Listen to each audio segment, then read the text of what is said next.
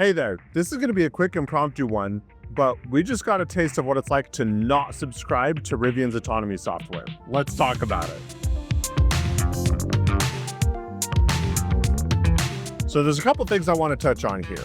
First, what is it that happened this morning? And two, what does it tell us about how Rivian's autonomy system is working as far as making it monetized and paying for it? So what happened this morning is that people were waking up, myself included, to find that universal hands-free is just gone. When I tried to enable universal hands-free, when I tried to engage it, it told me highway assist is not available, which kind of caught me by surprise because highway assist is supposed to be gone. It's just universal hands-free now. Once I did get on the highway, it started functioning normally. Um, However, it was not hands-free, it was hands-on.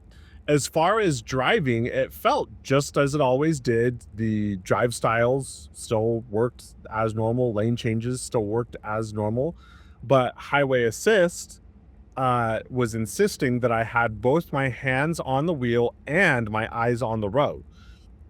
So that was kind of an interesting uh, revert back to previous software versions. Um, but then it occurred to me, this is likely the version of the software that we're going to see when you actually have to start paying for Autonomy Plus. Autonomy Plus gets you universal hands-free, and some of the features that are coming soon that they've advertised are self-parking and on-ramp to off-ramp autonomy, where it will automatically do the lane changes and take interchanges and things like that, although that hasn't been released. So this is apparently the free trial of what it's going to look like if we don't subscribe to Autonomy Plus. More than likely just an unintentional bug, but it's giving us an interesting window. So now let's talk about what this means for how Autonomy Plus is going to work. And this is a good thing and a bad thing. It appears that this is all server enabled because this happened without any kind of software update to any vehicles. People just woke up to the software being like this morning. So it's all server side based, which means that the autonomy system on your vehicle can be given or taken away server side. And it has been like that for a while, but we haven't really seen that come into play because there's been no subscription model for it. And the nice thing about the way this works is if you're interested in subscribing to Autonomy Plus, it's likely going to be a very quick and easy process. You probably will just do it on your phone or possibly on the infotainment screen in the vehicle, and it will just instantly pick up and you can just drive along with your newly purchased subscription. However, the downside of that is that means that you are subject to outages like this. And while they are not common, it's not unheard of. It has definitely happened a couple of times with a couple of different things on Rivian servers. Sometimes it's Amazon Web Services that goes down.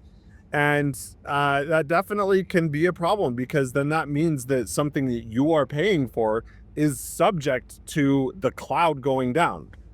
So this is still early days for the autonomy subscription. Rivian definitely should have some kind of backup in place so that if for some reason the cloud server goes down and you aren't able to access the authentication to make sure that you are subscribed to Autonomy Plus, you're still able to use what you're paying for. And there are definitely ways around that. So it'll be interesting to see how Rivian responds to this, how quickly they get it back up. So I guess we'll watch as the story develops, but this is just a quick one that I wanted to share with you because it's kind of an interesting window into what things will look like when you do or don't pay for Autonomy Plus. So I just finished my drive with highway assist, and one interesting thing that I noticed, lane change on command was working, where you hit the turn signal and it completes the lane change for you.